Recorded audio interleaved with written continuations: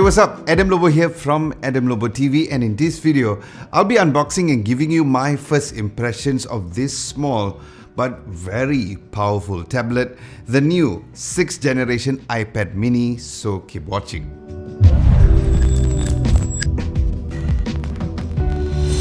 So the unboxing process was as usual pretty premium and Apple-like style, where the box comes in white with the visuals of the iPad mini in the front of the box, and also an interesting drawn design of the word mini in front.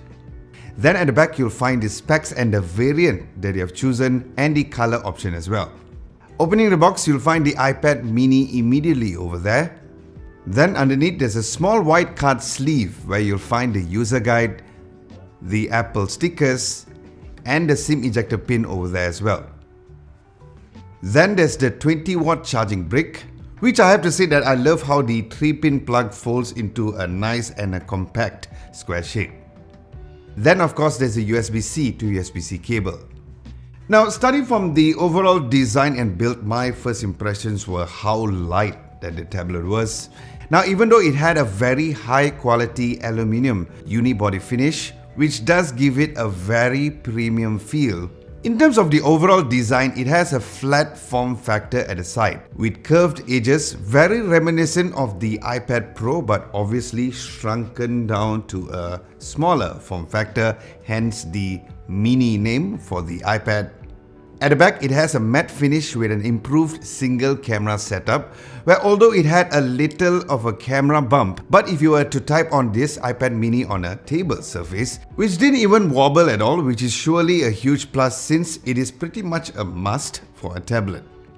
Now, in terms of the color options, the one which I'm reviewing as seen on the box is the Starlight, which had a tiny little gold tint to it and is also available in the familiar space grey, pink, and their hero color for the iPad mini, which is purple.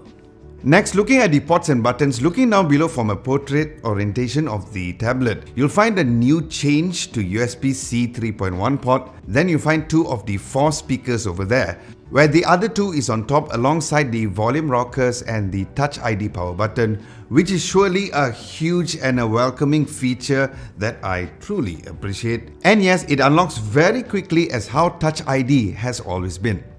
Then finally, you'll find a SIM ejector slot if you're using the LTE version.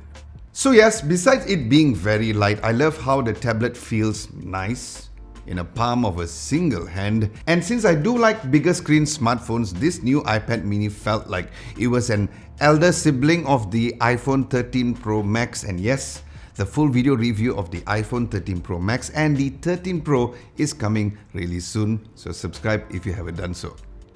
Next, looking at the display, keeping things easy and small. It comes with an 8.3-inch Liquid Retina IPS LCD display with a resolution of 1488 by 2266 pixels. And what's nice is that not only the screen looked great immediately upon unboxing the tablet, but even at a really bright daylight situation, the screen was very much visible since it has about 500 nits of brightness, making it a perfect companion when you're out and about. Now, while the 60Hz refresh rate may not be as high as its elder sibling, the iPad Pro, but compared to other 60Hz screens that I've tested, the screen felt way snappier and smooth when using it for several days. And watching videos on YouTube and Netflix was also really great, where it supports Dolby Vision on Netflix as well. Now, the color accuracy on it was also really close to life since it has P3 white color gamut, and the ultra low reflection was also a huge plus. So yes, with the overall size of the screen, it is such a great companion if you're one of those people who are going out on a long commute to work, where you'll find it very easy, portable, and a handy little tablet, which is not too big, neither it is not too small. So yes, I'm eager to test out this tablet daily to see how well and useful this kind of a portable form factor impacts my daily usage. Now, in terms of the cameras, the iPad mini comes with a new set of camera setup. As mentioned earlier, for the rear, there's a single 12-megapixel f1.8 with a true tone flash, and based on my quick test shots, it looked really great with nice dynamic range. Then as for the front camera, it has a 12-megapixel f2.4 122-degree ultra-wide lens. And if you thought that the camera spec sounded familiar, yes it does, because it is indeed using the same camera as the iPad Pro, which also means that it also has the center stage on it as well, where in case you haven't heard of center stage, it is when the camera will stay locked into the subject, where in this case, if it's you, where it will follow you as you move, which is a feature that I found super useful and I have been using it during my video calls on the iPad Pro all the time. So it's nice that it is also here on the iPad mini. Now speaking of video, by default the rear camera records up to 1080p, but you can adjust the settings to record up to 4K 60 frames per second, and the front camera records up to 1080p as well, also could be adjusted up to 60 frames per second in the settings as well. And while the chances of someone taking a photo or even taking videos on a tablet is a bit on a lower side compared to using a smartphone, but I personally think that because of the overall size of the tablet, it is still very much a device that I feel it's very sensible to take photos and of course videos as well. So yes, stay tuned for my full video review where not only I'll be testing out the cameras but also the software features on the camera app. Now on to the specs. Like the new iPhone 13 series, it has Apple's A15 Bionic chipset, which is built on a 5nm process and a 5-core GPU. And the variant that I have with me is the LTE with 4GB of RAM and 256GB of storage and Wi-Fi 6 as well. So yes, I am planning to test out the gaming performance on the iPad mini as well, since I already can imagine how well gaming will be from a performance and also a handling perspective as well. So stay tuned once again for that.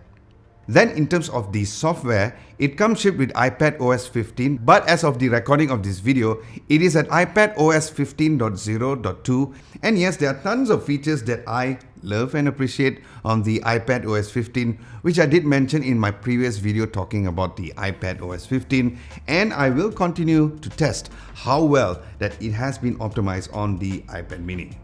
Then as for battery, during the keynote, Apple claims an all-day battery life, which I'm eager to test that out further to see how the battery holds up, especially when it comes to the screen on time that I get on the iPad mini. Then finally, when it comes to the price here in Malaysia, the iPad mini starts at only 2,299 ringgit for the Wi-Fi variant, and it starts at 2,949 ringgit for the Wi-Fi and the cellular model, and I'll leave links down below for you to get yourself one. So with this, do let me know what you would like to know specifically about this brand new iPad mini at the comment section below, and I'll reply to your comments directly during my full video review as usual. And speaking of the overall Apple ecosystem using the iPad mini, I've also gotten the new Smart Folio case and the second generation Apple Pencil, where it charges wirelessly and can attach magnetically as well. And of course, this is for me to really use the tablet towards its full potential, since I'm very much considering using apps like Adobe Capture and Adobe Fresco as well. Aside from that, thank you so much for watching. Hope you enjoyed this unboxing and my quick first impressions video. My name is Adam Lobo and I'll see you in my next video.